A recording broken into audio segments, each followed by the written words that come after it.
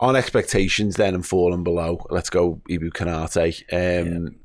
He's been the biggest disappointment for me in terms of what I expected to what we got. And it wasn't, the only reason I ever thought I'd be let down, I don't know if that's the right word, if that's bad terminology, by Ibou Konate would be with his injury record. But actually, I think post-Christmas, post maybe winter maybe, I've just been let down by how poor he's been. And he started the season again. I thought it really strong. And he doesn't even start the season. This is my thing. Apologies. I'm in agreement with you. He should start the season, and doesn't. Matip starts the season, and I remember going, "What the hell? Why are we?" He was the midweek centre back, wasn't he, for a while? Which is strange in itself. Yeah, and then, but he does do okay, and then he ends it poorly. He needs to get out this habit that he's got of trying to fight everyone. Yeah, because it just he knows he's bigger and stronger than most, doesn't he? That's what it is. I'm with you. Put your hands down. Just take your time. Yeah. And so he gets fat. We listen to our set piece defender has been great this year. He's conceded a lot of them, and I think towards the end of the season, he's on the bench for a kid who was playing at Bristol Rovers 12 months ago. Well, he's on the bench for the final 4 games of the season. No, we don't see hide nor hair of him for the final 4. And this is the guy who was our best player in a Champions League final 2 seasons ago. And he was good. He played.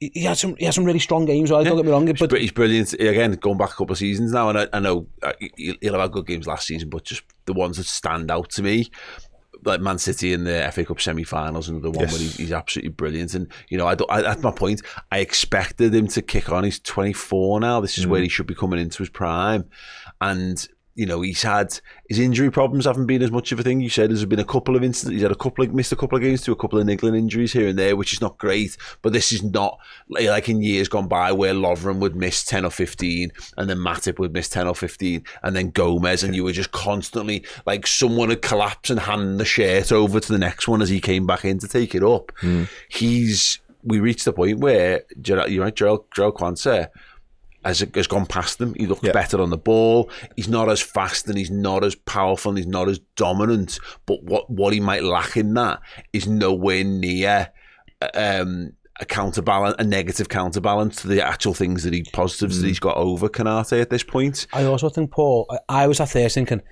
maybe it's just a new system, and he's getting his head around playing in this new system, and it's hard. His right back's gone. Oh, well, there's a young right back there now. Oh, it's a centre back. But then someone else did the same role as him and was better than him. And so you've got an apples to apples comparison there. And by the end, like I say, he was getting to a point where he was just frustrating. And it was like, you're better than this. Again, it might just be like, say, fitness thing or whatever. But I actually think compared to what my expectations were of him, I think of all the players in the squad, just going through it, he's down there at the bottom of like, failed to meet those expectations compared to what I thought we were going to get this season. Well, this should have been this season. I thought this is where the Van Dijk Konate passing of the torch starts to happen. Van Dijk's on his way down a little bit. Konate's going to almost be the man, and it just never materialised. Some of it is being a victim of circumstance, I think, because I thought we were primed for it, because Trent was going to be shifting to this inverted fullback role, so therefore leaving even more space for that right centre half to defend. And he had the pace, and he's very good at defending space. I was like, this is Konate all over. But actually, as it transpired, as the season wore on, and obviously with Bradley in there was a different vibe. And then when we come back to the back end of the season, we've mentioned it, we needed a ball player in there, because he was being given the ball and go on unpick us, and he didn't have that ability to do that. So Quansah actually comes in because he possesses a skill set that we needed just to get ourselves moving forward. And I actually think that's a lot of reasons why Matip has one last almost hurrah, because it's as much as he lacked the pace and all that kind of stuff, his experience, but his ball carrying just to change the landscape, Konate hasn't quite developed that side of his game. We've sat down and said, we obviously we do all the post games, like they're just letting Konate have the ball. They'd let him have it. He's no danger to them whatsoever, which is alarming in itself. But that's one aspect of all of this, and it's a very fair one to make. But I've waxed lyrical about Ibou Konate in the past. His ceiling is so high. He possesses everything it takes to be an elite level centre half. But for whatever reason, rather this season, we just haven't seen it whatsoever. Been so underwhelming, so disappointing, and even the fundamentals and what he sort of prided himself on has just gone a little bit. That Everton game at Goodison Park, got himself in a tussle with Dominic Calvert-Lewin doing and came out second best by a distance, by the way. That's not good enough. If you're supposed to be this imposing, dominating centre-half who pride yourself on winning duels and battles and fighting, he lost every single one of them. If you're going to go into them, if you're going to be that type of defender, you have to win those. You have to win them, and he lost them all. He lost them all. That was not just that game. Terrible. Yeah, exactly. Yeah. Honestly, I've been so disappointed with him, and that's not to say he's not a good player anymore, because clearly he is, but something's gone seriously awry.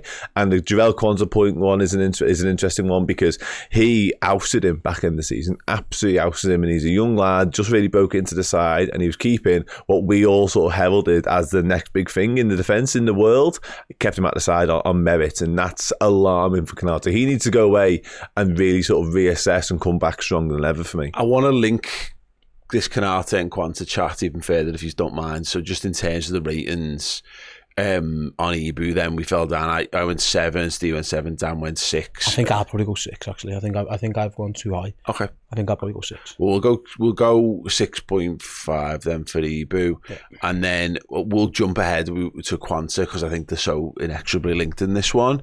I went 8, Steve went 9, Dan went 9 for Jarell Quansah. And you're right, we've got this straight comparison.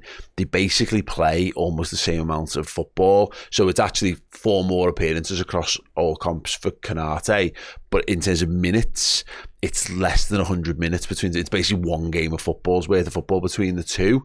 Ibou Konate doesn't score and gets 1 assist. Jarell Quansah gets 3 goals across the season as well. So he's actually doing. Kind of at the end. Well, nice bit of stat padding at the end for Jarell. Little purple patch at the end. Great header at one of them, though, isn't it? Definitely. And unlucky with the one in Toulouse as well. The volley is a good goal. At the end, but you've got, this is a 21-year-old lad coming from League One last year, to come into the team. And again, this is a lad who was sensational in the Champions League final for us, who looked like the heir apparent to our defensive issues. And Quansah's just shone.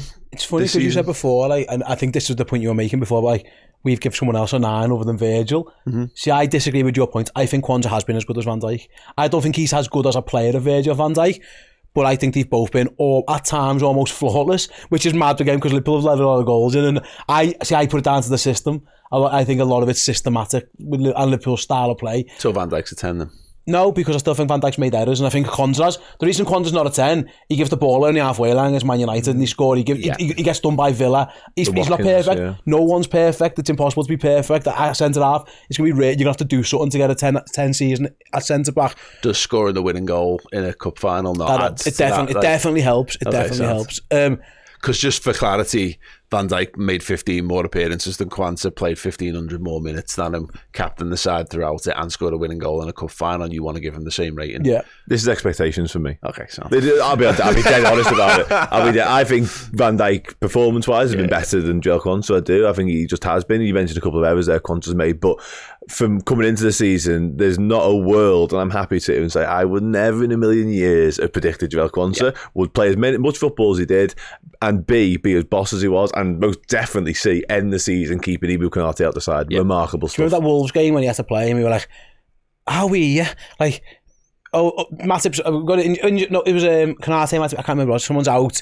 Van Dijk's Quansah's playing. I was like, are we here again? Why didn't we sign someone? And he was awesome, and he's been awesome ever since. Well, that was the low-key thing in the summer. Everyone was focused on the midfield, but there was that idea of we needed one more centre-half, because how can you possibly lump your hopes on Jarell Quansah because he's been playing League One football? Well, it's 5th choice, that's why. Well, exactly, yeah. And that's the credit to him, is that he started the season 5th choice with 0 expectation and ended the season as the starting right side and centre back. Not just that though, how quickly it felt like I became accustomed. I'd almost love to watch it back and probably be an umbu. How quickly I became absolutely perfectly fine with the fact Jarell Quansah was starting games of football for us. That's testament to how good he was straight off the bat. Exactly, yeah. It'd have been in a matter of weeks. I think most of us would have gone Quansah starting absolutely fine. Well, having 6 weeks earlier, probably never heard of him. Most of us, incredible. We were doing preview shows often on a Friday, me and Dan. It was like, who's playing centre back? Van Dijk and that, I imagine that and should have always been Matip or Konate. It became obviously Matip's out. It became Quansah or Matip, and quite often the answer was Quansah. And I think going back to the Konate thing, Paul, to Quansah, the biggest difference is how comfortable he is on the ball. Yes. That is chalk and cheese. That is such a big weapon. Even that goal, again, it's a meaningless game, but we scored against Wolves because Jarrell Quansah can just drive forward and be involved in it. Teams were just giving Ibou the ball. They couldn't really afford to give Quansah the ball because he can play those passes. And more often than not, it's a simple 5-yard pass into Endo or into McAllister, but it's fired in and it's forwards, and he doesn't have to take his time, where Ibou's a little bit more cautious on the ball. It takes a little more longer. And Konate's not bad on the ball. I think the level is just like you need. Quansah's got a bit. He reminds me, mate. He looks to me as if you've said to someone, do us a favour, go and make us as best a copy of Van Dijk as you can. But they're not able to get that level because they haven't got the quality of it. But you can tell he's been around Liverpool for so long. So just to use a comic book analogy, there's a bit where they try to clone Superman and they haven't got exactly the genetic material, so they borrow a bit from Lex Luthor. So they make a clone that's got a bit of, and this is a bit like they've tried for Van Dijk, they couldn't quite get it right, so they borrowed something from Matip, and they've made this perfect Van Dijk Matip. That's what he is. He's exactly that. He carries the ball. It's Joe Matip-esque. And I had a real problem early season working out which one of those he was most like, because I could see both in them. Genuinely, I sat on certain shows saying that, because I could see him on the right side of it because he carried the ball so well and used it brilliantly, Matip-esque. I could see it on the left side because of how solid he is defensively and how calm he is and all that sort of stuff. So what a wonderful world to be living in that is. He's a technician, isn't he? Yeah, I think what he needs to get better at is concentration, and I would like him, again, to be a little bit more aggressive at times. There are times where I still think he is a bit too passive. I think that Watkins one the other day, that's just one example where Van Dijk can be that calm and cool and collected because he's that good. Quansah's not that good yet. So I think you just need a little bit more of that.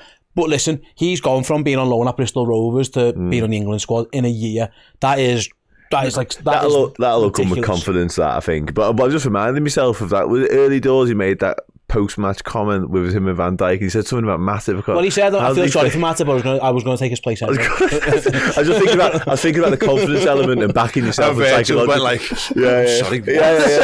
But he backs himself. He backs himself. And I said the other day, he's one of my favourite players at the minute. I think his rise has been astronomical and a real joy to watch. The Everton, right? I've got Gerard Braithwaite, for example, and they're talking about 50, 60, 70, 80 million pounds to get him out of Everton.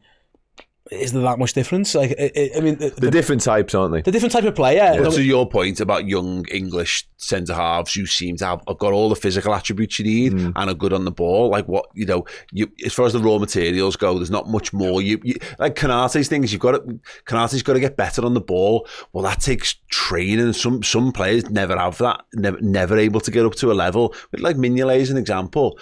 Just a really good goalkeeper, great shot stopper, but we asked him to play, and playing wasn't natural to him, so he could do it, but it was always not quite right. And so there's definitely a thing when I look at Quansah and go, the passes, he'll just ping it 40 yards through the lines straight to someone's feet. And Konate has got what you call conscious competence, so he can do it, but he really needs to think about it, whereas Quansah does it without thinking. And actually that unthinking quality buys you so much time on a football pitch, because the second you dally on the ball, it's gone. Exactly, the chance to play it through, or you've been closed down, or you've just robbed the confidence of the play. So no, I'll give him a 9. I'm happy to give Quansah a 9. I thought it was I don't see how he could really have had much a better for a 21-year-old centre half. The fact that he's on this list, this was not a thing. To the point, he was. I copied this list over from last year's one, and he wasn't on it, and he never would have been anywhere near it. Like Billy Cometio would have been closer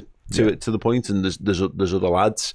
Nat Phillips, Reece Williams would have been ahead. We'd have been having conversations around them in the summer, and about them being 5th and 6th choice centre halves, and Quansah's just jumped in. And these are lads who got us into the Champions League. Is he first choice now? At this moment in time, alongside Virgil, right now. I think if we had another game tomorrow, he'd have to, wouldn't he? So yeah, I think he is. Well, he started the last 4, so why? Exactly, he is. Why he wouldn't just start the 5th? Yeah. If that was the case, no, fair play to him. If you're watching, let us know your thoughts on both Quansah and Konate, because real tale of 2 seasons for the pair of them, really. And you do see this happen a lot in football, where opportunities are just presented and someone just grabs it and runs. Trent, I'd say Nathaniel Klein. See you later. I'm having that. That's my shirt, mate. See you later. I'm on it. 100% on that one. Yeah, definitely. I really like Quansah. I think that, and to this thing, 21, Van Dijk's probably playing for Groningen at this stage of his career. He's not even made the Celtic move at this point. Sky's the limit. He shouldn't be this good at 21. No. So yeah, if he just stays as good as he is, he will be a very good centre half. He'll play 500 games for Liverpool. That's what he'll do. Yeah. And we are scratching the surface. It's frightening. More to come.